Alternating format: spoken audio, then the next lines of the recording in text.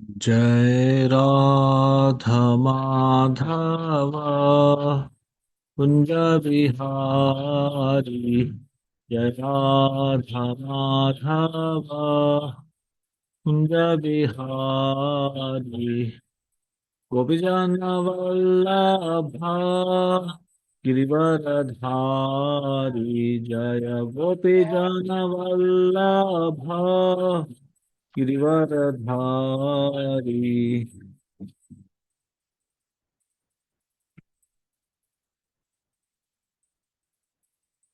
यशोदनन्दन व्रज जन रञ्जन। यशोदनन्दन व्रज जन रञ्जन। यमुनतीर वनचारि। यमुनतीर वनचारि। हरे कृष्ण कृष्ण कृष्ण हरे हरे। हरे राम राम राम हरे हरे। हरे कृष्ण कृष्ण कृष्ण हरे हरे। हरे राम राम राम हरे हरे। हरे कृष्ण कृष्ण कृष्ण हरे हरे। हरे राम राम राम हरे हरे। हरे कृष्ण कृष्ण कृष्ण हरे हरे। हरे राम राम राम हरे हरे। हरे कृष्णा कृष्णा कृष्णा हरे हरे। हरे राम राम राम हरे। हरे कृष्णा कृष्णा कृष्णा हरे। हरे राम राम राम हरे। हरे कृष्णा कृष्णा कृष्णा हरे हरे राम राम राम हरे हरे। हरे कृष्णा कृष्णा कृष्णा हरे राम राम राम हरे। हरे कृष्णा कृष्णा कृष्णा हरे राम राम राम हरे हरे। जय राधा गोपीनाथ राधा गोपीनाथ राधे। जय जगन्नाथ बलदेवा सुभद्रा। जय सुदर्शन जय गौरनिताय जय गौरनिताय। जय जय प्रभुपाद प्रभुपाद।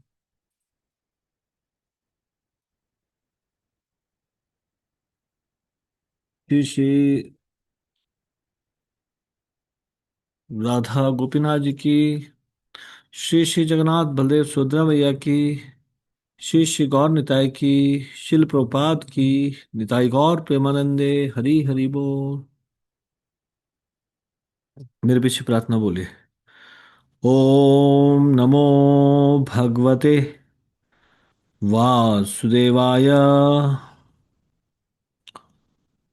ओम नमो भगवते वासुदेवाय। ओम नमो भगवते वासुदेवाय। नारायणं नमस्कृत्य नरं चैव नरोत्तमं देवीं सरस्वतीं व्यासं ततो जयम् उदीरयेत्। नष्टप्रायेषु अभद्रेषु नित्यं भागवत सेवया भगवती उत्तम श्लोके भक्तिर्भवति नैष्टिकी कृष्णाय वासुदेवाय देवकी नंदनाय च नंदगोप कुमाराय गोविंदाय नमो नमः। मूकं करोति वाचालं पंगुं लंघयते गिरिं यत्कृपातमहं वन्दे परमानन्दमाधवम् श्रीचैतन्य ईश्वरम् श्रीगुरुदीनतारिणम्। धन्यवाद।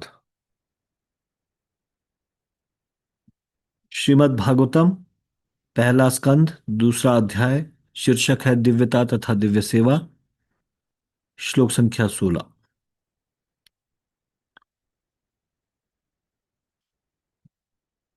शुश्रूषोः श्रद्धधानस्य वासुदेव कथा रुचि स्यात् महत् सेवया विप्रः पुण्यतीर्थ निषेवणात्। हे द्विजों, जो भक्त समस्त पापों से पूर्ण रूप से मुक्त हैं, उनकी सेवा करने से महान सेवा हो जाती है। ऐसी सेवा से वासुदेव की कथा सुनने के प्रति लगाव उत्पन्न होता है। ये इसका अनुवाद है। और तात्पर्य हमने अ, यहां तक पढ़ लिया है। किंतु इनमें से कोई भी मिथ्या तौर पर अपने को ईश्वर नहीं कहता। यह तो असुरों द्वारा घोषित निंदा है, और ऐसे असुरों के दानवी अनुयायी भी इन बहुरूपियों को ईश्वर या उनका अवतार मान लेते हैं। जहां तक हमने चर्चा की थी, आज हम इसके आगे की चर्चा करेंगे। प्रामाणिक शास्त्रों में भगवान के अवतार के विषय में निश्चित जानकारी मिलती है। जब तक प्रामाणिक शास्त्रों से पुष्टि ना हो ले, तब तक किसी को ईश्वर या ईश्वर का अवतार नहीं मानना चाहिए। तो यहां पे लिखा है कि प्रामाणिक शास्त्रों में अवतार के विषय में निश्चित जानकारी मिलती है। तो मेरा आप लोगों से प्रश्न है, किस प्रकार की निश्चित जानकारी मिलती है प्रामाणिक शास्त्रों में अवतार के विषय में? क्या क्या जानकारी मिलती है? अमिता मंगला माता जी बोलिए। हरे कृष्णा प्रभु जी, दंडवत प्रणाम। जी, प्रमाणिक शास्त्रों से हम पता लगा सकते हैं ना कि भगवान ने कब कब अवतार लिया या भगवान के कौन से विस्तार हैं, अंश हैं, कला हैं। तो प्रमाणिक शास्त्रों के हाँ, आधार क्या पर हम क्या पता लगा सकते हैं। कोई भी अपने आप को भगवान कहता है तो हम ये पता लगा सकते हैं क्या वैदिक शास्त्रों में इस बारे में कहा गया है। अगर नहीं कहा गया है तो फिर वो प्रमाणिक नहीं है। ठीक है, तो तो क्या वैदिक क्या शास्त्र, जानकारी मिलती है? क्या क्या जानकारी जैसे कि चैतन्य महाप्रभु के लिए भी हम कह सकते हैं ना कि उनके लिए प्रमाणिक शास्त्रों में बताया गया है कि वो स्वयं श्री कृष्ण है, राधा रानी का भाव लेकर आए हैं। तो फिर ये प्रमाणिक है, क्योंकि प्रमाणिक शास्त्र कह रहे हैं तो वो स्वयं श्री कृष्ण है। और उसके लिए बहुत सारे हमें उदाहरण भी दिए जाते हैं। बहुत कुछ हमें शास्त्र जब हम पढ़ते हैं तो हमें बताया जाता है कि भगवान श्री कृष्ण का कोई भी अवतार है, या फिर जैसे कि प्रभुपाद आए हैं तो वो शक्ति आवेश अवतार है। तो बताया गया है कि उनमें भगवान की एक शक्ति आवेशित है जिस तरह से वो इन कार्यों को कर पाए। या पृथु महाराज है, तो ये प्रमाणिक शास्त्र हमें इस तरह से बताते हैं। तो मुझे इतना समझ आता है कि और जो प्रमाणिक शास्त्र नहीं कहते कि ये भगवान है तो फिर हमें उसे मानना भी नहीं चाहिए। या होता है ऐसा है, कोई अपने आप को कुछ भी कहता रहे। ठीक है, गोकुल वासिनी माता जी। हरे कृष्ण। हरे कृष्णा प्रभु जी, धर्म अपनाओ। प्रभु वेलकम। जी, प्रमाणिक शास्त्रों में सभी तरह की जानकारी मिलती है, जैसे वो कब, कहाँ और कौन उनके माता पिता होंगे, कब वेरी गुड, अवतरित होंगे, और वेरी गुड, वेरी गुड। ये सब हमें प्रमाणिक शास्त्रों से पता चलता है। प्रभु जी, हरे कृष्णा प्रभु जी, धर्म अपनाओ। हम्म। कुमारी मित्र वृंदा माता जी, आप कुछ बोलना चाह रहे हैं? हरे कृष्णा जी, प्रणाम प्रजी। एक तो यही प्रजी, सॉरी अगर गलत होगा तो प्रजी, जैसे चरण चिन्हों के बारे में भी वर्णन किया है ना कि भगवान के चरणों पे चिन्ह होते हैं जी, स्पेशल। तो जी, जी, धन्यवाद। हरे कृष्णा प्रजी, प्रणाम। ठीक है, सुनिए। अवतार के आने का समय की जानकारी मिलती है। अवतार किस युग में किस मनवंतर में, किस विशेष काल में प्रकट होंगे। जैसे कि श्रीमद् भागवतम में कल की अवतार के समय के बारे में बताया कि कलयुग के अंत में आएंगे। हम्म अ, कब कब भगवान प्रकट होंगे, उसका आने का समय।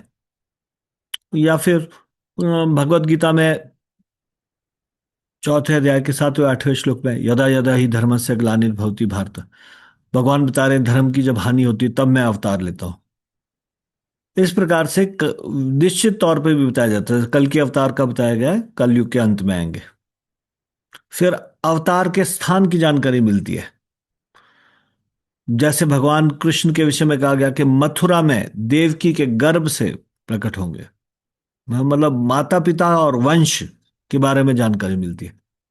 स्थान के बारे में जानकारी मिलती है, अयोध्या में दशरथ के पुत्र के रूप में आएंगे।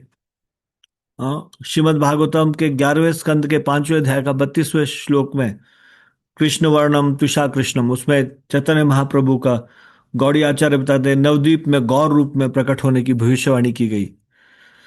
तो ये स्थान के बारे में जानकारी, माता पिता के बारे में जानकारी, वंश के बारे में जानकारी, परिवार का वर्णन। वामन देव कश्यप और अदिति के पुत्र होंगे, श्री कृष्ण वसुदेव और देवकी के पुत्र होंगे, श्री रामचंद्र जी राजा दशरथ और कौशल्या के पुत्र होंगे। कोई व्यक्ति स्वयं को अवतार कहे लेकिन शास्त्रीय भविष्यवाणी से मेल ना खाए तो उसको स्वीकार नहीं किया जा सकता। वो खुद से कहता रहे मैं अवतार हूं, लेकिन शास्त्रों में कहीं बताया नहीं हुआ। अवतार का स्वरूप और लक्षण की जानकारी दी जाती है, उनका स्वरूप रूप कैसा होगा, उनके गुण क्या होंगे। भगवान जैसे विष्णु के चिन्ह है उनके बारे में बताया, शंख चक्र गदा पद्म। नरसिंह देव जी आधा नर आधा सिंह। वामन देव जी बौने ब्राह्मण का बौना ब्राह्मण बालक होंगे। फिर उसके बाद ये जानकारी दी जाती है what will be the mission of this अवतार, अवतार का कार्य क्या होगा। हर अवतार का एक विशेष उद्देश्य होता है। जैसे श्री रामचंद्र जी मर्यादा की स्थापना, रावण का वध। हम्म और भगवान श्री कृष्ण का भी धर्म का स्थापना करने के लिए, भक्तों की रक्षा करने के लिए, गीता का उपदेश देने के लिए। नरसिंह देव प्रकट हुए प्रहलाद की रक्षा करने के लिए, हिरण्यकशिपु का वध करने के लिए। तो उनका कुछ मिशन होता है, अवतार का कुछ कार्य होता है। हम्म असली जो अवतार है उनके विषय में पहले से भविष्यवाणी मिलती है, बाद में लोग कहानी नहीं बनाते, बाद में कहानी नहीं बनाई जाती। तो जो वास्तव में अवतार है उनके विषय में संकेत किए जाते हैं पहले। और फिर सबसे इंपॉर्टेंट चीज है कि वैदिक प्रमाण की 3 श्रेणियां बताई जाती है, गुरु साधु और शास्त्र। ये वैदिक प्रमाण की 3 श्रेणियां हैं, तीनों का मेल होना जरूरी है, महान आचार्यों के द्वारा पुष्टि। हम्म तो यहां पे जो कहा जाता है कि निश्चित जानकारी मिलती है, तो निश्चित जानकारी का मतलब है समय स्थान माता पिता स्वरूप लक्षण कार्य, ये सारी चीजें। हम्म कोई भी व्यक्ति ऐसे नहीं कह सकता मैं भगवान हूं बस। उसको शास्त्र की कसौटी पे परखा जाएगा तो सच में भगवान है या नहीं। हम्म तो केवल ऐसा कहने से काम नहीं चलेगा कि कोई व्यक्ति ऐसे कह दे कि मैं भगवान का अवतार हूं।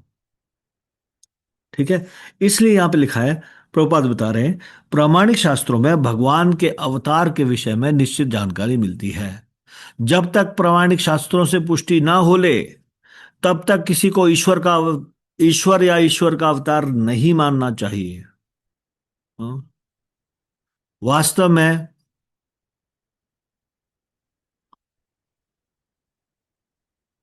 में जो भक्त भगवत धाम जाने के इच्छुक हैं उन्हें चाहिए कि भगवान के सेवकों को भगवान के रूप में माने।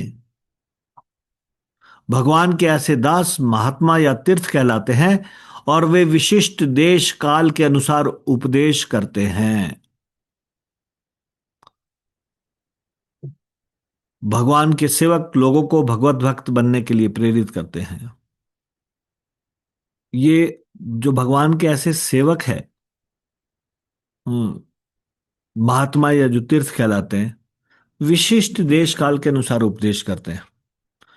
और हम देख सकते हैं शास्त्रों में नारद मुनि ने अलग अलग व्यक्तियों को उनकी स्थिति के अनुसार उपदेश किया, उनके परिस्थिति के अनुसार।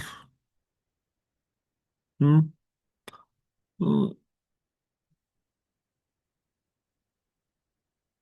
अब समय काल परिस्थिति के अनुसार भगवान उपदेश करते हैं। भगवान के जो ऐसे भक्त हैं वो उपदेश करते हैं। अ, नारद मुनि ने अलग अलग उपदेश किए हों अलग अलग समय काल परिस्थिति में, उसका उदाहरण कोई दे सकता है? Raise your hand. नारद मुनि ने अलग अलग लोगों को अलग अलग समय काल परिस्थिति के हिसाब से उपदेश किया हो, ये बता, ये आप हाथ खड़ा कीजिए। रत्नमयी देव की माता जी, यस माता जी, बताइए। हरे कृष्ण प्रभु जी, दंडवत प्रणाम। हरे कृष्णा, दंड प्रणाम। प्रभु जी, जब उन्होंने मिगरारी से उनकी मतलब आए थे मिगरारी के पास, तो उन्होंने देखा था कि वो जानवर को आधा मार के छोड़ देते थे। और उन्होंने जब पूछा मिगरारी से, तो मिगरारी ने बोला कि ये मेरे पूर्वज से मैंने सीखा है, और हमें इसमें आनंद प्राप्त होता है। तो क्योंकि नारद जी जानते थे इससे उनको घोर पाप लग रहा है, तो फिर उन्होंने बोला ठीक है। मतलब वो और समझ नहीं पा रहे थे उनको अगर कुछ बोलने से कि आप या इसे नहीं मारना चाहिए या इससे पाप लगता है, तो उन्होंने बोला कि आप इन्हें पूरा मार दो। आप ऐसे आधा मत मारिए, आप इनको पूरा मार दीजिए। तब और ये बात सुन के मृगलारी ने पूछा कि ऐसा क्यों करना है। तो फिर उन्होंने बताया कि इससे उन्हें जो तड़पने से जो पीड़ा होती है वो उससे बच जाएंगे, और आपको वो पाप नहीं लगेगा उसका। तो फिर इस तरह से उन्होंने मृगलारी को धीरे धीरे स्टेप बाय स्टेप उन्होंने उनको गाइडेंस दी। सेम चीज लेकिन ध्रुव महाराज के इसमें, जब ध्रुव महाराज जंगल में जाते हैं तो उनसे बोलते हैं कि आप जब बड़े हो जाना तब आप तपस्या करने आना। तो हम्म फिर ध्रुव महाराज बोलते, वो बहुत क्रोध में रहते हैं, तो वो बोलते हैं कि अगर आपको अभी मुझे कुछ सलाह ऐसी देनी है जिससे मैं भगवान की प्राप्ति जल्दी कर सकूं तो वो बताइए, नहीं तो आप मतलब मुझे जाने दीजिए। ऐसा प्रभु, सॉरी प्रभु जी, मैं शायद गलत भी से। हम्म मृगारी को शुरू में ऐसे कहा कि अगर मारना हो तो पूरा मार देना चाहिए, ऐसे आधे मार तड़फा तड़फा के क्यों मारते हो, है ना? आधा मारकर क्यों कष्ट करते हैं? तुम इन्हें पूरा क्यों नहीं मारते? ये तो सिर्फ पूछा था, ऐसा उपदेश नहीं दिया था कि इनको पूरा मार दिया करो। ऐसा उपदेश नहीं दिया था। ऐसा कहा था कि मारना हो तो पूरा मारना चाहिए, तुम आधा आधा क्यों मारते हो, क्यों तड़पाते हो? तब उन्होंने बोला कि पिताजी से यही शिक्षा मिली है उनको, इसमें उनको आनंद आता है। तब उन्होंने उनको समझाया प्रत्येक जीव भगवान का अंश है, किसी जीव को अनावश्यक पीड़ा देना महान पाप है। तुम जितना कष्ट दूसरों को दोगे भविष्य में तुमको उतना कष्ट भोगना पड़ेगा। फिर नारद जी ने उनको भक्ति का मार्ग बताया। उनके मुख्य उपदेश ये नहीं था कि उनको पूरा मार दो, ना, ऐसा नहीं था।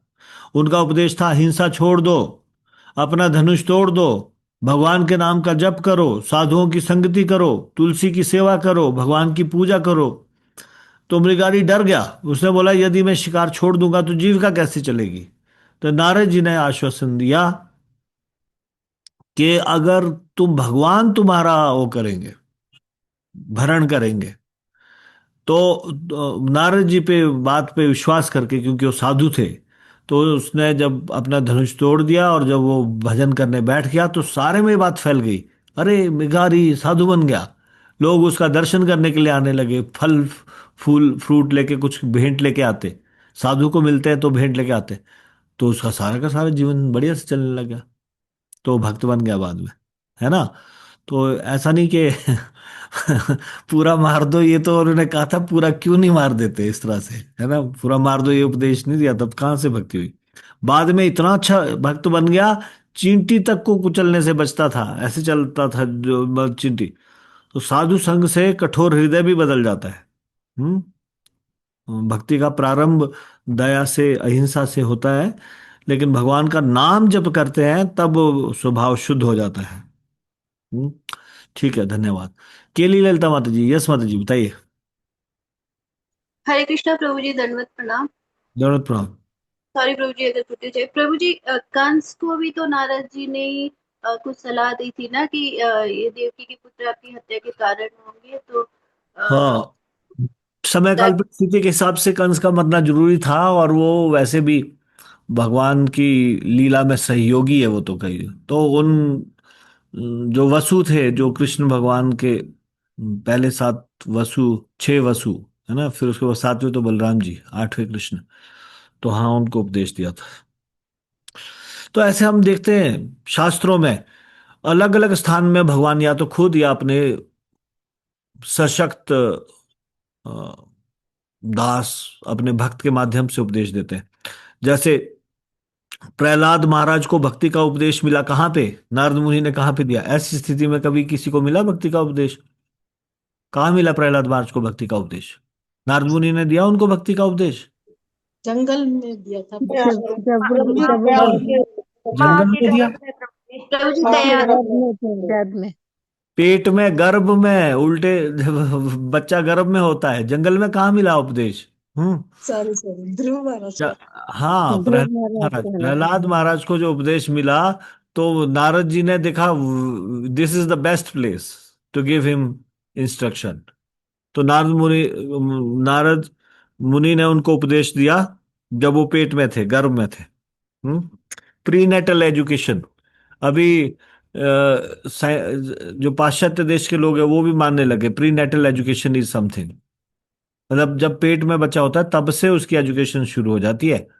तो इसलिए कितना ध्यान रखने की जरूरत है एक माता को। जब वो गर्भवती है तो उसको चिड़चिड़े नहीं रहना, उसको गुस्सा नहीं करना, उनको एकदम से भगवान की चीजों को पढ़ना है, शास्त्रों को, ताकि बच्चे को भी वो मिले। फिर भगवान ने अर्जुन को कौन सी जगह चुनी उपदेश देने के लिए? कौन सी जगह चुनी, बोलिए? युद्ध क्षेत्र था हमारा अरे प्रभु प्रभु जी। जी, युद्ध क्षेत्र। युद्ध क्षेत्र में। कुरुक्षेत्र। तो ऐसे समय काल परिस्थिति के हिसाब से अलग अलग सिद्धांत एक रहता है, लेकिन भगवान की भक्ति ये सिद्धांत है। जीवेर स्वरूप हरे कृष्णेर नित्यदास। जीव है ही भगवान की भक्ति के लिए ये मनुष्य का जीवन मिला है, लेकिन अलग अलग समय में उनको उपदेश देते हैं। तो यहां लिखा है भगवान के ऐसे दास महात्मा या तीर्थ कहलाते हैं, और वे विशिष्ट देश काल के अनुसार उपदेश देते हैं। भगवान के सेवक लोगों को भगवत भक्त बनने के लिए प्रेरित करते हैं। वे कभी यह सहन नहीं कर सकते कि कोई उन्हें ईश्वर कहे। हम्म, तो यहां पे ये लिखा है, बताया कि भगवान के भक्त कभी भी ये सहन नहीं कर सकते कि कोई उनको ईश्वर कहे। हम्म, यद्यपि श्री चैतन्य महाप्रभु प्रामाणिक शास्त्रों के निर्देशानुसार साक्षात भगवान थे, किंतु वे भक्त की तरह बने रहे। जो लोग उन्हें ईश्वर रूप में जानते थे वे उन्हें ईश्वर कहकर पुकारते थे, किंतु तब वे अपने कानों को हाथों से बंद करके भगवान विष्णु के नाम का कीर्तन करने लगते थे। वे स्वयं को ईश्वर कहलवाने का घोर विरोध करते थे, यद्यपि वे निसंदेह साक्षात भगवान थे। भगवान हमें उन धूर्तों से आगाह करने के लिए ऐसा आचरण करते हैं जो अपने को ईश्वर कहलवाते हैं। हम्म, भक्त की भूमिका में आए चैतन्य महाप्रभु, तो इसलिए भक्त लोगों को तो अगर थोड़ा सा भी आप प्रशंसा करो वो उसको सहन नहीं करते। हम्म, क्योंकि वो जानते हैं जो भी क्रेडिट है वो भगवान का है। Credit goes to Krishna.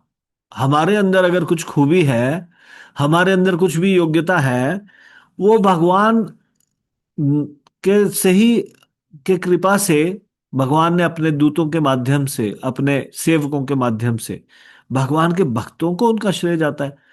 भगवान से हमको क्षमता मिली, जो भी कोई क्षमता मिली, है ना। अ, अपने को सदैव भगवान का दास मानकर व्यवहार करते थे, और अगर कोई उनको भगवान बोलता था, वो दोनों हाथ से अपने कान बंद करते थे और विष्णु विष्णु विष्णु इस प्रकार से बोलते थे। हम्म। तो भक्त कभी भी पूजा प्रतिष्ठा नहीं चाहता, वो भगवान का सेवक बने रहना चाहता है, और भगवान कहे तो उसको कष्ट होता है। हम्म। हम्म। तो कैसे विनम्रता होनी चाहिए, भक्ति कैसे करनी चाहिए, चैतन्य महाप्रभु इस संसार को शिक्षा देने के लिए आए। तो झूठे अवतारों से सावधान रहना चाहिए जो अपने आप को भगवान कहते हैं। हाँ। कलयुग में बहुत सारे ऐसे लोग हैं जो अपने को भगवान घोषित करते हैं या दूसरों से कहलवाते हैं। हाँ। जो सच्चे संत होते हैं वो स्वयं को भगवान घोषित नहीं करते, प्रतिष्ठा नहीं चाहते, सबको भगवान की शरण में ले जाते हैं, अपनी शरण में नहीं लेते। हम्म। मेरी पूजा करो, मैं भगवान हूं, इस तरह से नहीं कहते। हम्म। चैतन्य चरितामृत में तो यहां तक बताया है कि भगवान भगवान जो है ना, ये ये साधारण शब्द नहीं है। एकले ईश्वर कृष्ण आर सब भृत्य, यार अच्छे नचाए से तैच्छे करे नृत्य। हम्म। जितने देवता ऋषि या शक्तियां ये या अवतार हो सकते हैं, पर मूल भगवान कृष्ण है, श्री कृष्ण है। और जीव का क्या स्वास्थ्विक स्वरूप है? जीवेर स्वरूप होए कृष्णेर नित्यदास। हाँ। हम्म। चैतन्य चरितामृत में इस तरह से बताया गया है। एकले ईश्वर कृष्ण आर सब भृत्य, ऐसा क्यों बोला है? अकेले कृष्ण क्यों? बलराम जी नहीं है भगवान? है, लेकिन उनका विस्तार है। और जितने भी ये हमने विस्तार में चर्चा की है ना, विष्णु भी तीन प्रकार के हैं। कारणोदकशाई विष्णु, गर्भोदकशाई विष्णु, क्षीरोदकशाई विष्णु। ये भी भगवान का एक अंश है, महाविष्णु। उनसे सारे के सारे ये अन्य विष्णु प्रकट हुए। तो इसलिए मूलतः ब्रह्म संहिता में जैसे लिखा है, ईश्वर कृष्ण सच्चिदानंद विग्रह अनादिर आदिर गोविंदा सर्व कारण कारणम। तो परमेश्वर कौन है?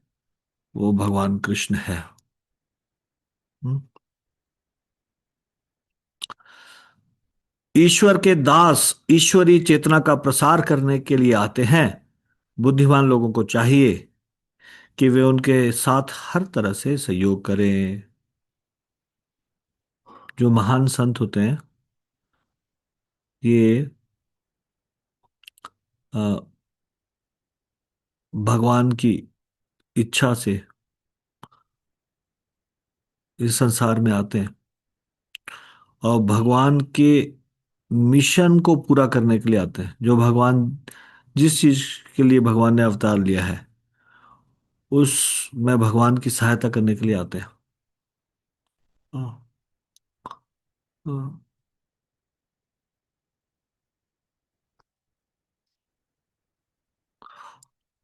तो सामान्य लोगों को क्या चाहिए? कि वो उनका हर तरह से सहयोग करे। भगवान अपनी प्रत्यक्ष सेवा के अपेक्षा अपने दास की सेवा किए जाने से अधिक प्रसन्न होते हैं। ठीक है, यह हमने कई बार चर्चा की है। मैं जानना चाहता हूं आप में से कितना लोग इस बात का प्रमाण दे सकते हैं? जो ये बात यहां लिखा है इसका शास्त्रीय प्रमाण दीजिए।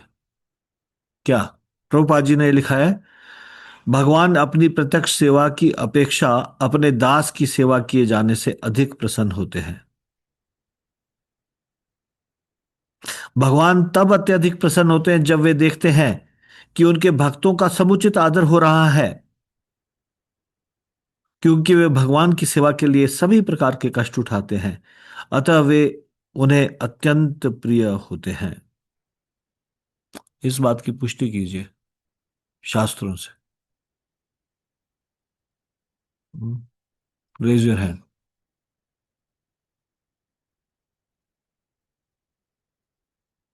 150 भक्तों में से 2 लोग सिर्फ?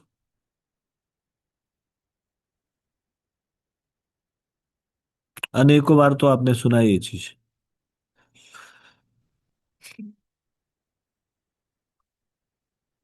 रत्नमयी देव की माता जी बोले।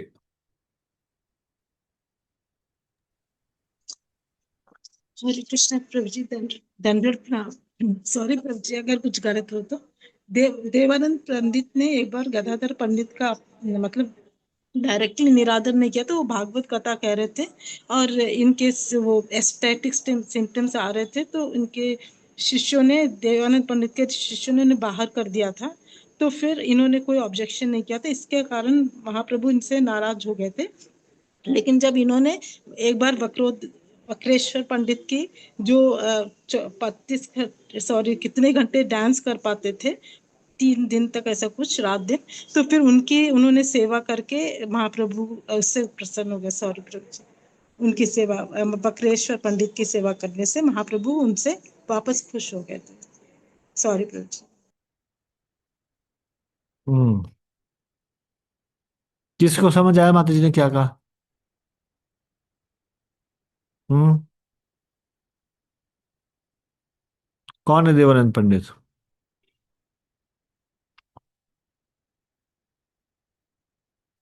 और गदाधर पंडित? इज इट माता जी? पता देवानंद ठीक है, मैं बता रहा हूं, ध्यान से सुनिए।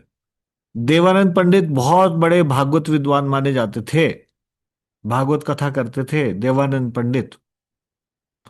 शिवास पंडित एक बार उनकी कथा सुनने गए, ठीक है, गदाधर पंडित नहीं, श्रीवास पंडित।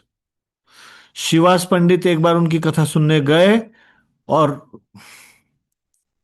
भागवत कथा सुनते सुनते इतने प्रेम में मग्न हो गए कि रोने लगे। अब जब रोने लगे तो देवानंद पंडित के जो विद्यार्थी लोग वहां पे उनके गुरुकुल में पढ़ते थे, उन्होंने देखा कि ये तो व्यवधान डाल रहे हैं कथा में। कथा चल रही है, एक व्यक्ति रो रहा है जोर जोर से, वो अपने को कंट्रोल ही नहीं कर पा रहे। तो उन्होंने शिवास पंडित को वहां से बाहर निकाल दिया। देवानंद पंडित कथा कह रहे हैं, देख रहे हैं, पर विरोध नहीं किया। ना उन्होंने शिवास पंडित का सम्मान किया, और इसलिए चैतन्य महाप्रभु उनसे बहुत अप्रसन्न थे।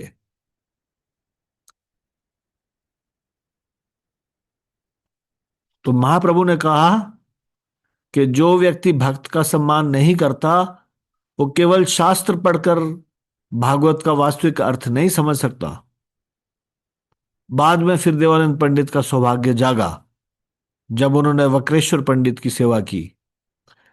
वक्रेश्वर पंडित अद्भुत नर्तक थे, कई कई घंटों तक, कई कई दिनों तक हरिनाम संकीर्तन में नृत्य कर सकते थे। तो जब वो नृत्य करते थे, देवानंद पंडित उनकी रक्षा करते थे, भीड़ हटाते, उनकी सेवा करते, उनके नृत्य में कोई बाधा ना पहुंचे। वक्रेश्वर पंडित महाप्रभु के अत्यंत प्रिय सेवक थे, इसलिए उनकी सेवा करने से देवानंद पंडित पर महाप्रभु की कृपा हुई, और महाप्रभु ने न केवल उनको क्षमा कर दिया, हाँ, और देवानंद पंडित को ये ज्ञान भी दिया कि शास्त्र ज्ञान पर्याप्त नहीं है, भगवत भक्तों की सेवा और सम्मान ही वास्तविक भक्ति का द्वार है। हम्म।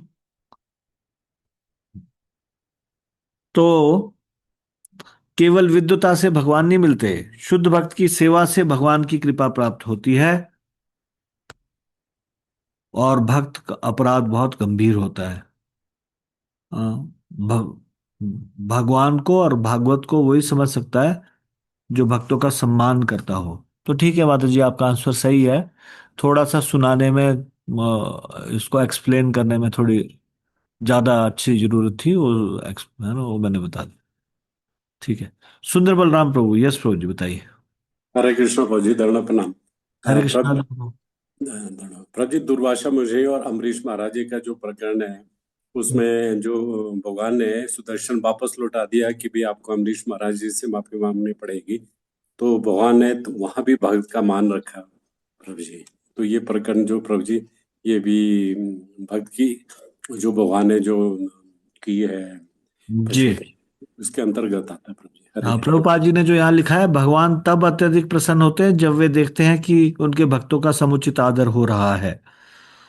ठीक है, तो ये यहाँ पे पुष्टि होती है। धन्यवाद। गोकुल वासिनी माता जी।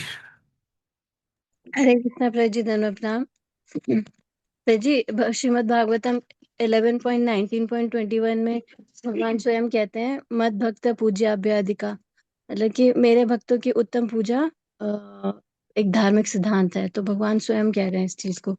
अब प्रभु जी, पद्म पुराण में भी एक श्लोक आता है, उसमें शिव जी कह रहे हैं दुर्गा माता से कि आराधना नाम सर्वेशा विष्णुराधनम परम, तस्मात् परतरम देवी दत्तदीया नाम समर अर्चनम। मतलब इसमें वो कह रहे हैं कि लास्ट लाइन में कि भगवान विष्णु की सेवा से भी बढ़कर उन वैष्णवों की सेवा है जो भगवान विष्णु के संबंध में है। हरे कृष्णा प्रभु जी, धन्यवाद। ठीक है, केली ललिता माता जी। हरे कृष्णा प्रभु जी, दंडवत प्रणाम। हरे कृष्णा, दंडोत प्रणाम। प्रभु जी, एक बार आपने भरद्वाज जी की स्टोरी सुनाई थी, उसमें भी बताया था कि कैसे जो भरद्वाज जी के एक भक्त होते हैं वो उनकी सेवा करते हैं और भगवान उनसे रेसिप्रोकेट भी करते हैं हमेशा। लेकिन और एक भक्त होते हैं जो उनके लिए रोज दूध की सेवा देते हैं, शायद ऐसे।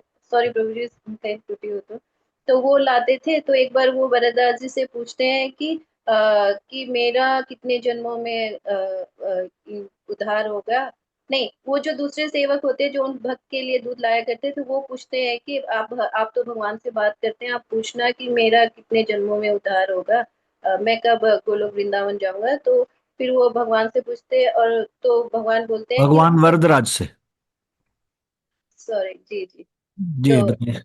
तो वो बताते हैं कि हाँ, उनका तो इसी जन्म में हो जाएगा। फिर उनकी इच्छा होती है कि मैं मेरे लिए भी पूछ लूं, तो वो पूछते हैं भगवान से। तो वो बोलते हैं कि तो तुम्हारे लिए डाउट है, तुम्हारा कितने जन्म हो गए। तो वो पूछते हैं क्यों। तो वो बोलते हैं कि क्योंकि तुमने मेरी तो सेवा बहुत की है लेकिन मेरे किसी भक्त की सेवा नहीं की है, लेकिन उसने मेरे भक्त की सेवा की है, इसलिए मैं उनसे ज्यादा प्रसन्न हूँ। ऐसा स्टोरी आपने एक बार सुनाया था। सॉरी। एंड प्रभु जी, वैसे ही ना 11वें स्कंद के 19वें अध्याय में और एक श्लोक है, उसकी श्लोक संख्या मुझे याद नहीं है, जिसमें भी भगवान बोलते हैं ना, मत परो न चान्यस्तम यदि ते कश्चित अन्यतर। उसका नेक्स्ट लाइन मुझे याद नहीं है। उसमें भी भगवान बोलते हैं कि वह भक्त मुझे सबसे अधिक प्रिय है जो मेरे भक्त की सेवा करता है। प्रभु जी, एग्जैक्टली मुझे वो रेफरेंस याद नहीं है, लेकिन वो भी 11वें स्कंद के 19वें अध्याय में आता है वो श्लोक। हर क्या क्या क्या है? हाँ, एक बार। पहला लाइन खाली याद है, मत परो न च अन्यस्त्वम यदि ते कश्चिद अन्यथा। बस इतना तो याद आ रहा है, नेक्स्ट लाइन में ही है वो, मुझे याद नहीं आ रहा। सॉरी प्रभु जी। हरे कृष्ण प्रभु जी। हरे कृष्णा। तो मद भक्त पूजा विधिक, एक और चीज प्रभुपाद जी अक्सर बोला करते थे, शास्त्रों में बताया गया है, जिसमें भगवान कहते हैं आचार्य माम विजानीयात। हम्म, कि मुझको श्रीमद् भागवतम के 11वें स्कंद के 17वें अध्याय का 27वां श्लोक। आपने क्या बोला था माता जी? न मर्त्य बुद्धया सुयेत। नहीं नहीं प्रभु जी, वो ना 11वें स्कंद के 19वें अध्याय में है। पहला लाइन है, मत परो न च अन्यस्त्वम यदि ते कश्चिद अन्यथा, ऐसा कुछ है वो पहला लाइन उसका, उस श्लोक का। वो 19वें अध्याय में है वो। ये 11वां स्कंद के 17वें अध्याय में है 27वां श्लोक। आचार्य माम विजानीयात नावन मन्येत करहिचित, न मर्त्य बुद्धया सूयेत सर्वदेव मयो गुरु। के आचार्य को मुझे ही जानो, मतलब जो आचार्य को मेरा ही स्वरूप समझना चाहिए, उनका कभी अनादर नहीं करना चाहिए, साधारण मनुष्य नहीं समझना चाहिए, है ना, इस प्रकार से। मतलब भगवान बोल रहे हैं मैं ही हूं, मुझे ही समझो। कि आचार्य जो गुरु जो शिक्षा दे रहा है उसको मुझे ही समझो कि मैं ही हूं वो। तो साधारण मनुष्य ना समझ के कोई असूयित होता है, दोष दृष्टि ना करे, ईर्ष्या ना करे, न अवन न अवमन्यित होता है, अनादर ना करे, और कर ही चित मतलब कभी भी किसी भी स्थिति में। तो इस तरह से भगवान उनके लिए बोल रहे हैं। हम्म, ठीक है। तो ये सिद्धांत ना, हमको अगर भक्ति में आगे बढ़ना है, ये सिद्धांत एकदम से समझ जाना पड़ेगा। क्या सिद्धांत? भक्तों के साथ जो हमारी डीलिंग है, it should be we should be very very careful. किसी भी तरह से उनको हर्ट ना करें, किसी भी तरह से भक्तों को समुचित आदर दे, भक्तों के प्रति क्रोध प्रकट ना करें, सहनशील बने रहें। हाँ, अलग अलग लोगों का स्वभाव होता है। अभी सब लोग भक्ति में लगे हैं, तो अभी जो भी उनके अंदर अनर्थ है उनको आस्ते आस्ते साफ हो रहे हैं, आस्ते आस्ते दूर हो रहे हैं। तो अगर वो अनर्थों के साथ भी है भक्त ना, तो भी उनको आदर करें। किसी के अंदर क्रोध है ज्यादा, तो सहन कर ले। अगर कोई क्रोध कर रहा है, एकदम से उसके प्रति एकदम से निंदा द्वेष इत्यादि करना शुरू करेंगे, तो वैसे हमारी भक्ति नष्ट हो जाएगी। और जो भी कोई दोष है, एकदम से हमारा किस प्रकार का भाव है उनके प्रति। हाँ, तो इसका मतलब क्या, भक्तों को बोल ही नहीं सकते, कुछ टोक ही नहीं सकते। हाँ, टोक सकते हैं, लेकिन हम क्या हमारा अधिकार है टोकने का? तो इस चीज से तो हम जिनके साथ बहुत क्लोज रिलेशन है, बहुत अच्छे मित्र है, उन बोल सकते हैं एक दूसरे को ये नहीं करना चाहिए, ये करना चाहिए। हाँ, पति पत्नी को बोल सकती है, पत्नी पति को बोल सकते हैं, भाई भाई घर में, माता पिता बच्चों को टोक सकते हैं। प्रेम पूर्वक आदर पूर्वक बच्चे भी माता पिता को बोल सकते हैं। हाँ, वेरी रिस्पेक्टफुली। लेकिन हम्म, कई बार हम सेल्फ अपॉइंटेड टीचर ना हो जाए। सेल्फ अपॉइंटेड टीचर क्या है? कौन गड़बड़ कर रहा है, हाँ मैं सुधार के दम लूंगा सबको। है ना? कई बार हमको इस्कॉन में ही दिखाई देता है, इस्कॉन में बाकी कोई भक्त दिखाई दे रहा है जिसका आचरण सही नहीं। फिर हम सोचते हैं कि इसको मैं अभी बताता हूँ कि कैसे ऐसे कर रहा है। और फिर उसके बाद हम एक बार ऐसे बन जाएंगे जो ढूंढ ढूंढ के दोष निकालेंगे। जैसे मक्खी ढूंढ ढूंढ के गंदगी देख लेती है, अच्छी जगह में भी गंदगी ढूंढ ही लेती है, वहां बैठती है। ऐसे नहीं, मधुमक्खी की तरह बनना है। कहाँ पे खुशबू है, कहाँ पे खूबी है, जहां भी भक्ति में खूबी हो उस चीज को बड़ी बड़ी आंखें करके देखना, उसको अप्रिशिएट कर रहा हूं, उनको एनकरेज करना। अगर मान लो कभी संस्था को नुकसान हो रहा है, कोई गड़बड़ कार्य कर रहा है, तो फिर जो टेम्पल प्रेसिडेंट है, या फिर उनके कोई शिक्षा गुरु है, या कोई वरिष्ठ भक्त है, उनका अधिकार है, वो बोल सकते हैं, तो उनको बता सकते हैं। और जो वरिष्ठ भक्त है वो भी मधुर वाक्यों में ही बोले, बहुत गुस्सा करके ना बोले। हम्म, तो ये चीज, हम्म, भगवान तब अत्यधिक प्रसन्न होते हैं जब वे देखते हैं कि उनके भक्तों का समुचित आदर हो रहा है, क्योंकि वे भगवान की सेवा के लिए सभी प्रकार के कष्ट उठाते हैं, अतः वे उन्हें अत्यंत प्रिय होते हैं। तो कोई सोचता है मैं भी तो कष्ट उठा रहा हूँ भगवान की सेवा के लिए, मैं भी भक्त हूँ, तो वो मेरे साथ ऐसे बोल रहा है, तो क्या मैं बोलूंगा नहीं उसको? नहीं। ये फिलॉसफी, ये तो अगर कोई हमको तीखा बोल रहा है, हम भी उसको तीखा बोल रहे हैं, तो भगवान ने ये नहीं देखने वाले कि उसने तीखा बोला इसलिए हमने तीखा बोला। हमने अपना आचरण कैसा रखा, सही रखा या नहीं शास्त्रों के अनुसार? क्या हम भगवान भक्तों के प्रति रिस्पेक्टफुल रहे या नहीं रहे? असलियत में हमारा किसी से कोई कंपटीशन ही नहीं है, हमारा अपने से ही कंपटीशन है। पिछले जन्म में भगवधाम नहीं जा पाए, उससे पिछले में नहीं जा पाए, क्या प्रूफ है? हम इस समय यहाँ इस संसार में मौजूद है, ये प्रूफ है। अलग अलग बार फेल हो गए, हर बार फेल हुए। अब इस बार हम फेल नहीं होंगे। तो कंपटीशन किससे है? हमारा अपने से, हमारे मन से, हमारे दुर्गुणों से। कि क्या हम इस बार तो नहीं चूक जाते, इस बार तो नहीं गलती करते, इस बार हम सावधानी पूर्वक रह पाएंगे? नहीं।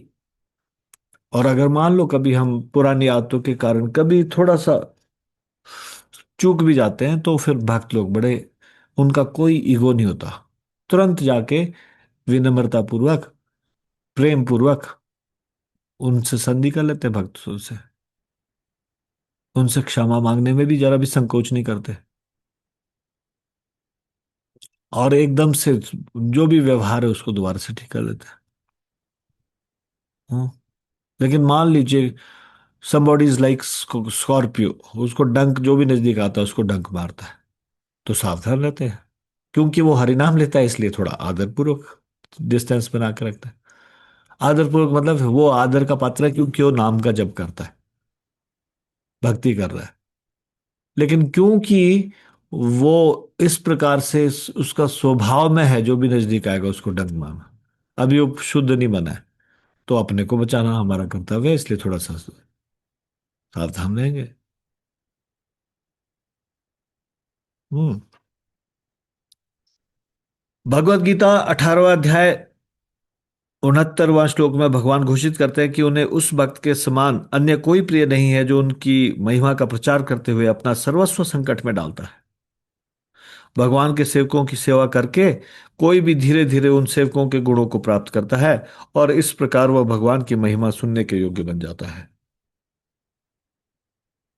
भगवत धाम में प्रवेश पाने के लिए भक्त की पहली योग्यता यह है कि वो भगवान के विषय में सुनने को उत्सुक हो।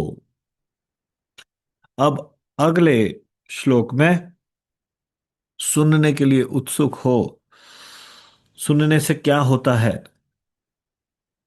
हम्म। पहले तो यहां पे बोला गया कि कथा के वासुदेव की कथा में रुचि कैसे होगी? जब भक्तों की सेवा करेंगे तो उससे वासुदेव कथा सुनने में रुचि होगी। और अगर जिसने सुनने में रुचि उत्पन्न कर ली है, तब क्या होगा? ये अगले श्लोक में बताया, 17वें श्लोक में। तो हम 17वें श्लोक की चर्चा कल करेंगे, 17th श्लोक का। हाँ, वो बिल्कुल एकदम सीक्वेंस में, 16 के बाद 17। 16 में कैसे कथा सुनने में रुचि उत्पन्न करना है ये बताया है, और कथा में रुचि उत्पन्न हो जाए तब क्या होगा। तो जो हम भक्ति की 9 स्टेजेस हैं, 3 स्टेजेस यहां पे बताई, श्रद्धा, साधु संग, भजन क्रिया, और फिर भजन क्रिया और अनर्थ निवृत्ति, ये अगले उसमें। हाँ। आज की चर्चा में से यदि आपका कोई प्रश्न है या टिप्पणी है तो कृपया हाथ खड़ा कीजिए। Please raise your hand if you have any question और कमेंट।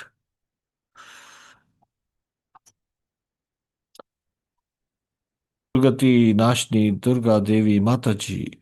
यस माता जी, क्या प्रश्न हरे है? हरे कृष्ण प्रभु जी, दंडवत प्रणाम। जरूरत प्रणाम। थैंक यू सो मच प्रभु जी, आज के लेक्चर के लिए। प्रभु जी, जैसे आपने बोला कि प्रहलाद महाराज जी को गर्भ में ही नारद जी ने उपदेश दिया था, और तो प्रभु जी ये केयादू को मतलब उन्होंने सुना था या यादू के माध्यम से उनको दिया था। आपका फोन कहाँ है? देखे माँ जो पोर्टल सुनती है। वगैरह वो सब डाउनलोड होगा ना आपके में। म्यूट कर लीजिए सची माता जी, म्यूट कर लीजिए। हाँ। कयादू जो प्रहलाद महाराज की माता थी, तो जब वो देवताओं ने उनको बंदी बना दिया था। बंदी तो बनाया था इसलिए कि जैसे ही ये पुत्र पैदा होगा वैसे ही उसको मार दिया जाएगा, क्योंकि हिरण्यकशिपु का बीज है ये दूसरा हिरण्यकशिपु निकलेगा। वैसे सोच रहे थे। नारद जी सब कुछ जानने वाले, सारा का सारा पास्ट प्रेजेंट फ्यूचर, हाँ, उन्होंने इंद्रदेव को समझाया, देवताओं के राजा, हाँ, कि आप गलत सोच रहे हो, ये राक्षस नहीं है, ये महान भक्त है। और फिर उनको नारद मुनि के आश्रम में वो रही, और वहां पे रोज उपदेश उनको मिलते थे, सुबह और शाम। तो नारद मुनि कयादू को उपदेश देना लक्ष्य नहीं था। लक्ष्य ये था कि प्रहलाद महाराज को उपदेश मिले। तो माता जो खाती है उसका असर बच्चे को होता है जब पेट में होता है। माता जो सुनती है, माता जो बोलती है, वो सारा का सारा उस नवजात शिशु जो पेट में है, अभी अभी जो भ्रूण गर्भ में बालक पल रहा है, उसके ऊपर पड़ता है ना। तो इसलिए नारद मुनि ने कयादू के माध्यम से प्रहलाद महाराज जी को ये उपदेश दिए। ठीक है महाराज जी। जी प्रभु जी, जी प्रभु जी, थैंक यू सो मच प्रभु जी। हरे कृष्ण धन्यवाद। शशि माता जी। हरे कृष्णा प्रभु जी, दंडवत प्रणाम। हरे कृष्णा, दंडवत प्रणाम। प्रभु जी, हो सकता है मैं गलत भी हो सकती हूँ, पर जैसे आपकी जो लास्ट क्लास हुई थी उसके बीच में बाद में और भी क्लासेस हुई, तो प्रभु जी, मुझे ऐसा लग रहा है कि जब आपने हमको 9 स्टेजेस ऑफ भक्ति बताया था, तो उस वक्त कुछ आपने ऐसा भी कहा था कि वैसे 14 स्टेजेस ऑफ भक्ति भी होती है, फिर यहाँ पर कहीं जी, हमारा लेक्चर खत्म हुआ वो था। मैं 100% बताऊंगा अगली क्लास में। ये जो 16 श्लोक में है, इसमें 4 स्टेजेस आती है ना। 5वीं स्टेज को दोनों में समझा जाता है, अगला श्लोक भी और पिछला श्लोक भी। जैसे कि भजन क्रिया को इस श्लोक में भी भजन क्रिया आता है, और 17वें श्लोक में भी आता है। तो वो 14 स्टेजेस जो है वो मैं मिस नहीं करने वाला हूँ, मैं डेफिनेटली बताऊंगा। जी प्रभु जी, थैंक यू प्रभु जी। हरे कृष्णा प्रभु जी, दंडवत प्रणाम।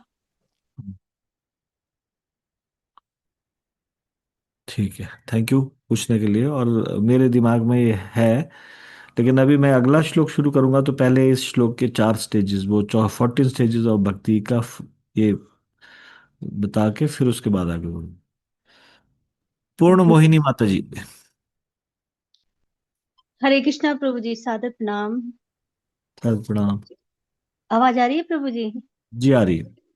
हरे कृष्णा। सॉरी प्रभु जी अगर मेरा कोई क्वेश्चन गलत हो तो प्रभु जी जैसे कि अभी बताया गया कि भगवान की सेवा में जो कार्यरत हैं, प्रयासरत हैं, हाँ, अगर जो नॉन डिवोटी हैं प्रभु जी, जो भक्त नहीं है, अभक्त हैं, वो उनका अपमान करते हैं, क्या भगवान उनसे भी अप्रसन्न होते हैं प्रभु जी? सॉरी। देखिए भगवान ना वैसे तो हमारे आचरण से बहुत प्रसन्न हो जाते हैं जब हम सहन करते हैं, किसी का अपमान नहीं करते। तो एक एक जो शुद्ध भक्त है उसका तो नेचुरली वो किसी का अपमान कर ही नहीं पाता। लेकिन जब हम अभी उस स्टेज में नहीं पहुंचे, तो एटलीस्ट हम यहां तक तो सतर्क हो जाए कि भक्तों का नष्ट भक्ति नष्ट करने का एक सबसे सरल उपाय है किसी भक्त को खराब बोलना और उसके उसके प्रति अपराध करना, उस ना, इस तरह से। तो हम कम से कम भक्तों के साथ तो व्यवहार अच्छे से करें, सावधानी पूर्वक। हमारी हम भक्तों के नजदीक जा वहां पे उनको गुस्सा दिखाना, थोड़ा खराब ढंग से बात करना, ये डायरेक्टली हमारी भक्ति को इन्फ्लुएंस करता है ना। इसलिए भक्त लोग बहुत सावधान रहते हैं भक्तों के साथ व्यवहार करने में। ये हमारी किसी बात से भक्त आहत ना हो जाए, है ना। जी प्रभु जी। प्रभु जी मतलब ये जो बाहर के लोग हैं, जो अभी भक्ति में आए ही नहीं और जिनको कुछ पता ही नहीं है, वो भक्तों का अपमान करते हैं। मैं प्रभु जी, उनको दोष लगता है क्या प्रभु जी? अच्छा, जी हाँ, प्रभु जिनको जी, पता नहीं सॉरी। है उनको भी लगता है, और वो तो जहर जान के खाओ चाहे अनजाने से खाओ, जहर तो डेंजरस है ही। तो वो भक्तों का अपमान करेंगे तो भी उनको दोष लगेगा। जी हम्म। प्रभु जी, धन्यवाद प्रभु जी। हरे कृष्णा सादर प्रणाम। जो वैष्णव अपराध है वैष्णव अपराध से केवल भक्ति नष्ट होगी ऐसा नहीं। वैष्णव अपराध से न केवल भक्ति नष्ट होगी, बल्कि शारीरिक व्याधि, मानसिक व्याधि, हाँ, और सौभाग्य समाप्त होना, बहुत सारी चीजें होगी।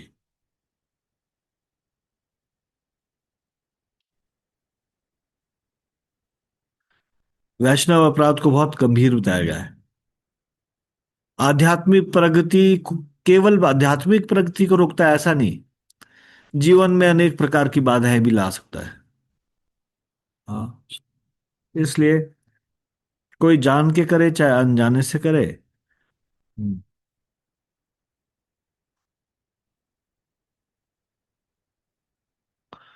भक्ति में रुचि कम होना, इसका एक और साइड इफेक्ट है। जैसे कोई ज्यादा वैष्णव अपराध करता है, फिर उसका भोगों में इच्छा बढ़नी शुरू हो जाती है। मतलब संसार में जो जो उसकी पहले डिटैचमेंट हो रही होती है संसार से, वो अटैचमेंट होनी शुरू हो जाती है। और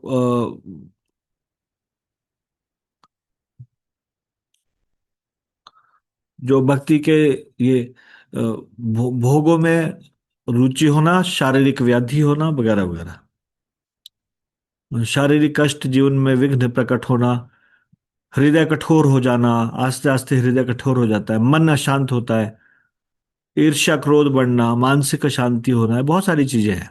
वैष्णव अपराध से बहुत सारी चीजें हैं।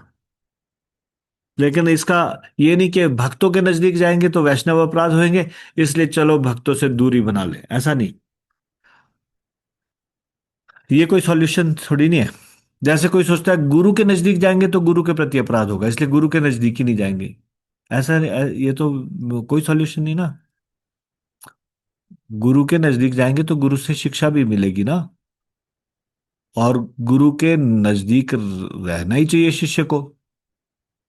उसी तरह से भक्ति बढ़ाने के लिए वैष्णव का संघ के बारे में बोला ही गया, सारे शास्त्र बोल रहे हैं। साधु संघ सर्वशास्त्र कहे, लव मात्र साधु संघ सर्व सिद्धि होए। साधुओं का संग थोड़ी नहीं छोड़ना है, लेकिन साधुओं का संग सावधानी पूर्वक करना है। ठीक है माता जी। ठीक है जी, हरे कृष्णा प्रभु जी, स्वागत है, धन्यवाद प्रभु जी। धन्यवाद। रीतिका शर्मा माता जी। यस माता जी। हरे कृष्णा प्रभु जी, सादर प्रणाम। थैंक यू सो मच प्रभु जी आज के ब्यूटीफुल लेक्चर के लिए। प्रभु जी मेरा क्वेश्चन अगर गलत है, गलत के थोड़ा सा वियर्ड है, उसके लिए सॉरी। जैसे कोई भक्त है, वो मल्टीपल टाइम्स रूडली बात कर रहे हैं, या उनकी बातों से ऐसा लग रहा है कि वो हमारे थोड़ा सा अ, मतलब उनको ऐसा लग रहा है कि हम कुछ अपने आप को ज्यादा समझ रहे हैं कुछ सॉरी प्रभु जी, मुझे वर्ड्स अच्छे से बताना नहीं आ रहा है, और हाँ हम उनको डायरेक्टली नहीं बोल पा रहे हैं, और किसी और वक्त से हम डिस्कस करें कि मुझे माता जी या प्रभु जी से ऐसा फीलिंग आया, तो उससे हमको क्या दोष लगता है प्रभु जी, और हमको उसमें क्या करना चाहिए? हाँ, देखिए पता क्या है, अ, इस संसार में हर व्यक्ति किसी ना किसी प्रॉब्लम से तो घिरा ही हुआ है ना। ये मेटल वर्ल्ड में आना ही अपने आप में एक प्रॉब्लम है। मतलब कि कोई ऐसा व्यक्ति है नहीं कि जिसके जीवन में समस्या नहीं है। तो उसके ऑफिस में, जहाँ वो कार्यरत है वहां पे, या घर में, या फिर पड़ोसियों के साथ, या फिर किसी के साथ भी कुछ ना कुछ चलता रहता है कशमकश। तो हो उसका प्रभाव कई बार वो भक्तों के साथ व्यवहार करते हुए दिख जाता है। किसी के घर में लड़ाई हुई हो और उसके बाद वो चिड़चिड़ा हुआ हो, तो वो चाह के भी अच्छे से बात नहीं कर पा रहा, और दिन बहुत अच्छे से बात करता है, एक दिन अच्छे से बात नहीं की। तो हमको ऐसे नहीं लगना, सोचना चाहिए कि ओ इसने देखो कितना मेरे साथ रूडली बात की। वंस इन ए वाइल कभी किसी ने किया तो हमको उसको ये सोचना चाहिए कि अभी माता जी का कुछ हो गया होगा, या प्रभु जी का कुछ हो गया होगा, इसलिए उन्होंने ऐसे बोल दिया, है ना। हमको इस तरह से हमेशा, अ, जब भी हम भक्तों के साथ व्यवहार करते हैं, तो हमको कंसिडरेट होना चाहिए थोड़ा। उनको ये सोचना चाहिए कि उनके भी जीवन में हो सकता है कुछ परेशानी चल रही हो, इसलिए उनका व्यवहार थोड़ा ऐसा हो गया, है ना। तो इस बात का बहुत बड़ा इशू भी बनाने की जरूरत नहीं कि उन्होंने मेरे साथ ऐसा व्यवहार क्यों किया। हाँ, अगर किसी का लगातार ही खराब व्यवहार होता है हमारे साथ, है ना, तो इसको भगवान जी के लिए भी थैंक यू कहना चाहिए और उस भक्त को भी मन ही मन धन्यवाद करना चाहिए। मैंने पिछले जन्म में किसी के साथ खराब व्यवहार किया, उस क्योंकि अभी मैं भक्तों के साथ ही रहती हूँ, इसलिए भगवान उस व्यक्ति को माध्यम बना रहा है मेरा पिछला जन्म का हिसाब किताब चुकता करने के लिए। यही है असली बात तो। वो व्यक्ति दोषी नहीं है, असलियत में तो मैं ही दोषी हूं। मेरे कर्मों के अनुसार कोई किसी को थोड़ा सा भी ऊंचा नहीं बोल सकता, बोल ही नहीं सकता कोई किसी को। ये पिछले जन्मों के कर्मों का हिसाब किताब पूर्ति हो रही है। जो कि हमने कभी किसी को खराब बोला तो वो व्यक्ति हमको खराब बोल रहा है, तो वो भगवान ने उसको माध्यम बनाया हमारा रिएक्शन हमको देने के लिए, कर्म फल देने के लिए। तो बुरा नहीं मानना चाहिए और ऐसे सोचना चाहिए कि ये मेरे कर्मों को समाप्त करने के लिए माध्यम है। So I am very very grateful to this devotee. हालांकि ये बहुत मुश्किल है, लेकिन शुद्ध भक्त लोग ऐसे ही सोचते हैं और ऐसी उनकी समझ होती है और भगवान को अच्छा लगता है ये सोच। ठीक है माता जी। जी प्रभु जी। और प्रभु जी, जैसे अगर कोई एक डिवोटी जिसके साथ हम क्लोज, अगर हम उनके साथ ही डिस्कस करें कि मुझे ऐसा फील हुआ कि उन्होंने ऐसा मेरे साथ बिहेव किया है, तो वो डिस्कशन करना क्या वो ठीक है, या वो सिर्फ भगवान को धन्यवाद करके हम अपने पास ही रखें वो चीज? बहुत ज्यादा डिस्कशन करना अच्छा नहीं है। तब हम वही निंदा, जितना ज्यादा निंदा को देखो उतनी बड़ी दिखाई देती है, वो मैग्नीफाई होती रहती है। किसी वक्त ने ठीक से बात नहीं की और हम बार बार बोले कि उसने मेरे से ठीक से बात नहीं की, फिर हमारे मन में उसके प्रति कड़वाहट पैदा हो जाएगी और फिर हमारे को वो खराब दिखना शुरू हो जाएगा। हमारा ही नुकसान है उसको ऐसे ज्यादा डिस्कस करके। जी प्रभु जी, थैंक यू सो मच प्रभु जी, बहुत अच्छे से आपने एक्सप्लेन कर दिया। थैंक यू सो मच प्रभु जी। हरे कृष्ण, सादर प्रणाम। धन्यवाद। भावना माता जी। हरे कृष्णा प्रभु जी, दंडवत प्रणाम। हरे प्रभु जी, कृष्णा। मेरा क्वेश्चन भी पता नहीं मुझे पूछना भी चाहिए कि नहीं, पर प्रभु जी थोड़ा सा ना ऐसे मन में आ रहा है। जैसे यहाँ पर दिल्ली सेंटर में जाते हैं या कहीं टेम्पल में जाते हैं तो बहुत सारे भक्त ऐसे मिलते हैं जो कहते रहते हैं अपने आप को बार बार कि जैसे मैं बहुत पतित हूँ या मैं बहुत अधम हूँ या मुझे तो कुछ नहीं आता। तो फिर आपको पता होता है, जैसे आप उनसे पूछो वो कहते हैं हम 5 साल से जुड़े हैं, 7 साल से जुड़े हैं, उनको ज्ञान भी है। आपको पता होता है कि मतलब उनको काफी कुछ आता है, उनको ज्ञान भी है, उनको शास्त्रों की बहुत नॉलेज है, काफी कुछ उनको आता है। फिर भी वो अपने आप को पतित हूँ और अधम हूँ और मंदबुद्धि हूँ और मतलब फिर हम जैसे थोड़े नए भक्तों को ऐसे लगता है कि फिर हम क्या कर रहे हैं, फिर मतलब हम क्या हैं फिर, मतलब थोड़ा सा ऐसा फीलिंग आती है कि बार बार ऐसा सुनना। तो फिर प्रभु जी ये सही है कि हाँ, गलत है, इसको कैसे लेना ऐसे चाहिए? सुनने में आपके लिए आदर की भावना बढ़ जानी चाहिए। कितने गुणी है वो प्रभु जी, जो इतना गुणी होने के बावजूद भी अपने छोटे से कोई दोष अगर उनका हो उसको इतना मैग्नीफाई करके देख रहे हैं। ओके तो असलियत में तो भक्तों का स्वभाव है ये ऐसा कि जब जब उनको अगर उनको थोड़ा भी दोष दिखाई देता है अपने अंदर तो उसको उनको बड़ा करके देखते हैं। दूसरे के गुणों को दूसरे के गुणों को बड़ा करके देखते हैं, अपने गुणों को छोटा करके देखते हैं। अपने दोषों को बड़ा करके देखते हैं, दूसरे के दोषों को देखते ही नहीं है या बहुत छोटा करके देखते हैं।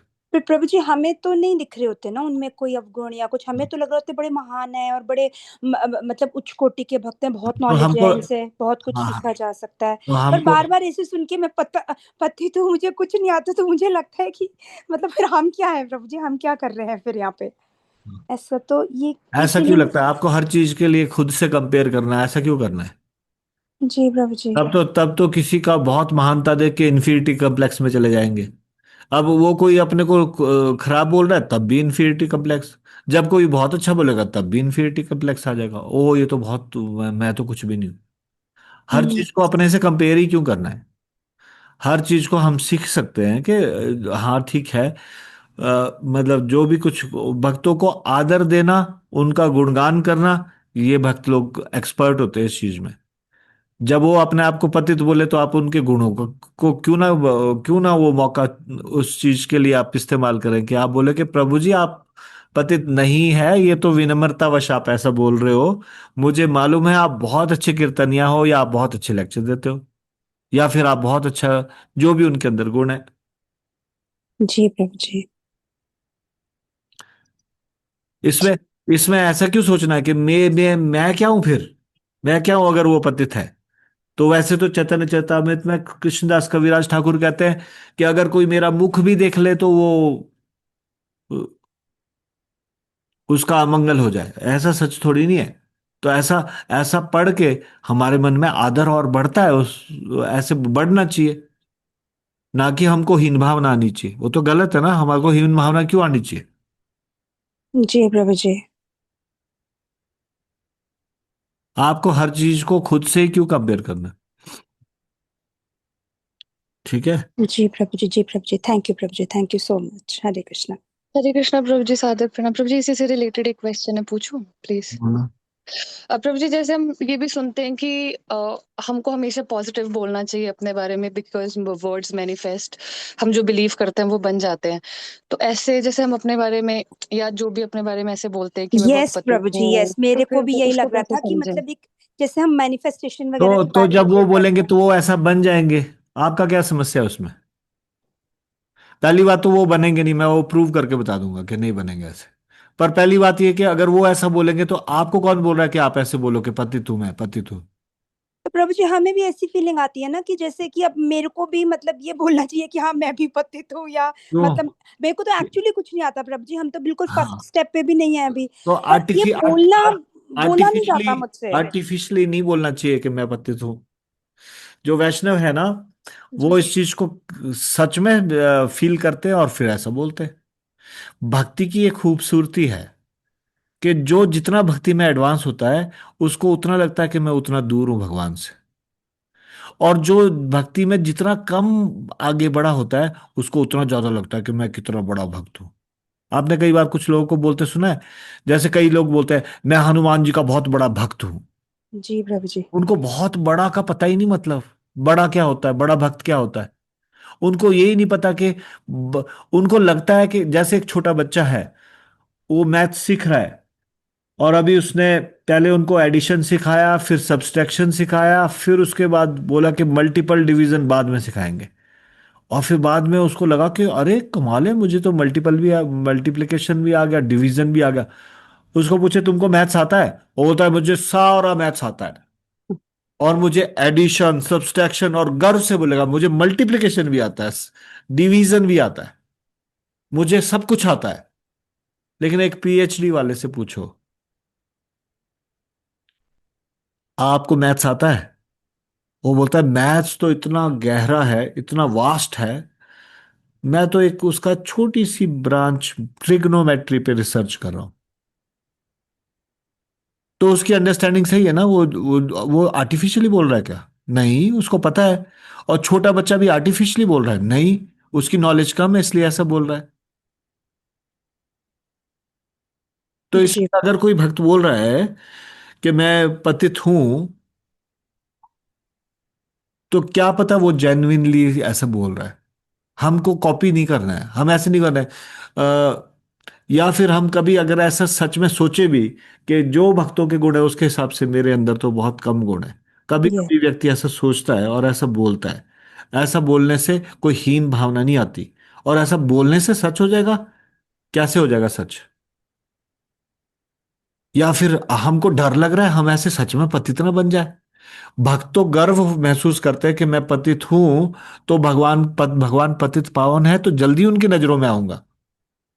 वो पतित बोलने में उनको बुरा नहीं लग रहा। हमको बुरा लग रहा है, हम पतित तो न बन जाएंगे कहीं पे पतित बोल बोल के। तो मत बोलो भैया, कौन बोल रहा है कि पतित बोलो अपने आप को? जी प्रभु जी। हमको अपने बारे में पॉजिटिव बोलना चाहिए, पॉजिटिव बोलना चाहिए, पॉजिटिव बोलना चाहिए, पॉजिटिव बोलना चाहिए। ये पॉजिटिव नहीं है कि मैं भगवान के भक्त बनने का प्रयास कर रहा हूं। ये पॉजिटिव नहीं है। असली बात तो ये है कि हम भक्त है ही नहीं अभी तक, भक्त बनने का प्रयास कर रहे हैं। पॉजिटिव है ये, देखा जाए तो। यस प्रभु जी। हम किसी भी चीज को ना इस प्रकार से, जब नेगेटिव माइंडसेट होगा तो हर चीज को नेगेटिव देखेंगे। ऐसा क्यों बोला, ऐसा क्यों किया, ऐसा क्यों किया, what ever who ever is doing, हमारा उससे कोई कंसर्न नहीं भैया। हमारे क्या स्थिति है, हमको क्या शास्त्रों में आचार्यों से क्या सीख रहे हैं वैसा करना है। और आचार्यों से सीख रहे हैं, अगर मान लो कि हम पतित हैं, तो भी हम कई बार कई लोगों के अंदर है ना, कई बार इस तरह से हो जाता है कि कई आर्टिफिशियली सीख जाते हैं ये बोलना, प्रभु जी मैं तो बहुत खराब हूं, मैं तो बहुत पतित हूं। और फिर वो बोलेंगे नहीं नहीं आप बहुत महान वैष्णव है, और अंदर ही हम सोचेंगे हाँ आप है ना, मैं वास्तव में क्या। यस प्रभु इसीलिए जी। तो मैं बोल रहा था ये कि मैं पतित हूं, ताकि आप सोचो कि महान वैष्णव ही बोलते हैं कि पतित होते। इसलिए मैं महान वैष्णव तो हूं नहीं अभी, इसलिए मैं ऐसे पतित सबके सामने पतित पतित बोलते रहना, ताकि लोग सोचे कि मैं महान वैष्णव हूं। मैं उनके लिए नहीं बोल रहा जो ऐसा बोल रहे हैं, क्या पता वो जेन्युइनली बोल रहे हो। लेकिन हमको आर्टिफिशियली कई लोग सीख जाते हैं, ऐसे भी नहीं सीखना कि सबके सामने बोलेंगे प्रभु जी ओहो मैं आई am so fallen, I am so fallen. अंदर सोच रहे हैं कोई फॉलन फॉलन नहीं हूं मैं। देखो मैं यस बोल प्रभु रहा जी। हूं ना I am so fallen, it means I am so great.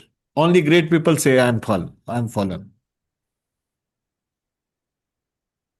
ठीक है ठीक है बात। प्रभु जी, तो हमने फिर मतलब ज्यादा उसको सीरियसली लेना ही नहीं है। हमें हमें पता है हम अपने आप पे तो हम काम कर ही रहे हैं, पर मतलब हाँ हम नहीं कह आ, सकते, मुझसे आपको नहीं कहा हमेशा जाता प्रभु जी कि मैं हमें पतित हूँ या कुछ। हमेशा गुणगान करना चाहिए भक्तों के अंदर, और वो भी खोटे सिक्के वाला गुणगान नहीं। बाजार में खोटा सिक्का चलता है, नहीं चलता ना।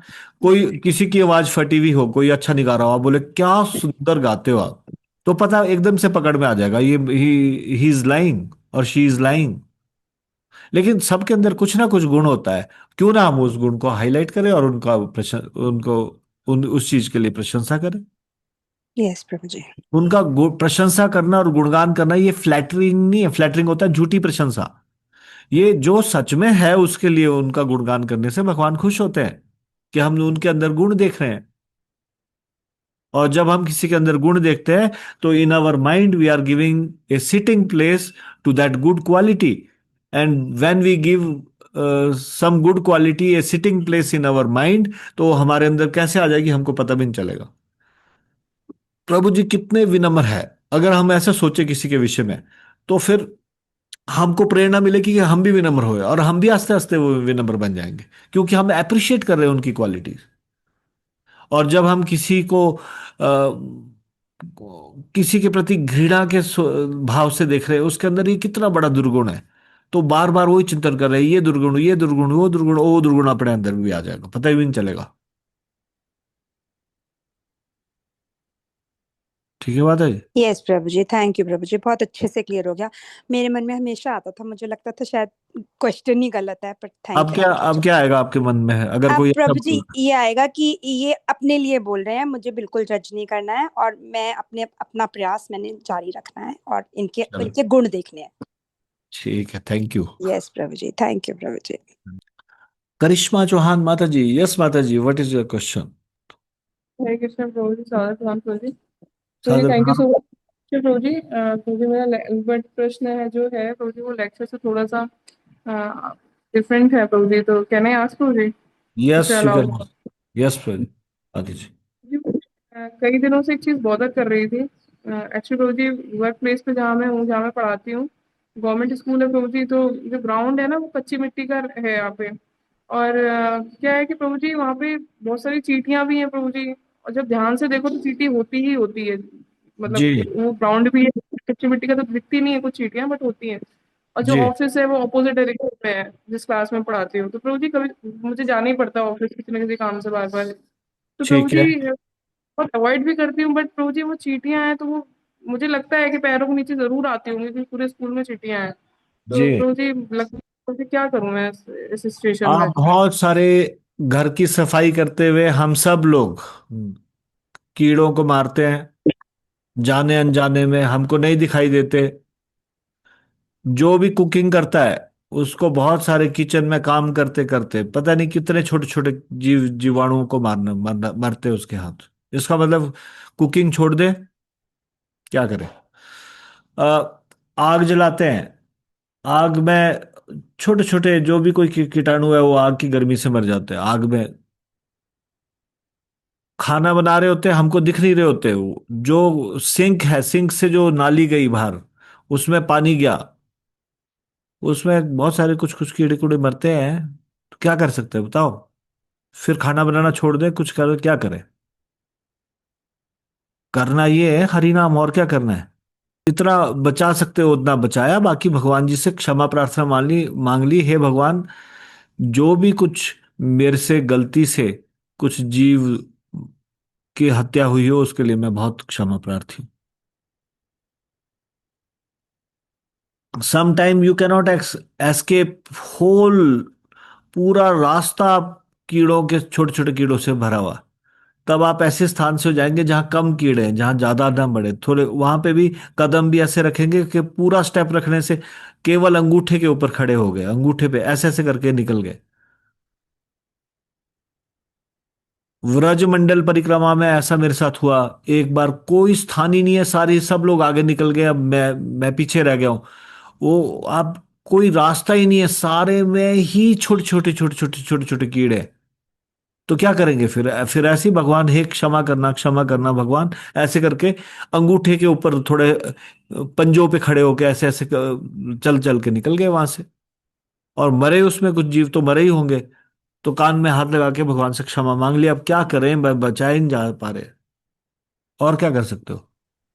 सब चले गए, आप वहां भी बैठ जाओ धरना दे के, जब तक वो 2 दिन में खत्म हो गया या 3 दिन में, जब वो रास्ता छोड़ेंगे तब जाएंगे, ऐसा। तो भगवान का जो प्रतिदिन भगवान का नाम ले रहे हैं, एक तो वो, और दूसरा जो है वो जो गलती से मरे उसके लिए क्षमा मांगना, और क्या, यही। यस प्रभु जी, थैंक यू प्रभु जी। बहुत सारे थैंक लोग यू। ऐसे हैं जो वृंदावन परिक्रमा या गिरिराज परिक्रमा करने के बाद, फिर उसके बाद गिरिराज जी को वहां प्रणाम करके क्षमा मांगते हैं कि अभी परिक्रमा के दौरान जो भी कोई जीवात्मा मेरे पैर के नीचे आई हो उसके के लिए मैं बहुत क्षमा प्रार्थी हूँ।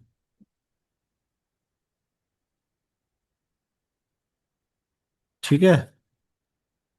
यस प्रभु जी, और जैसे कभी कभी क्या होता है, जैसे प्रभु जी कोई कुत्ता है या चिड़िया है प्रभु जी, गाड़ी से टकरा के वो दिख रही है कि वो मर गई, तो उसके लिए भी प्रभु जी हम एक्स्ट्रा राउंड करके भगवान से माफी मांग सकते हैं प्रभु जी, इस तरीके से।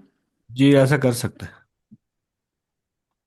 ठीक है, यहीं पे विराम देते हैं इसको।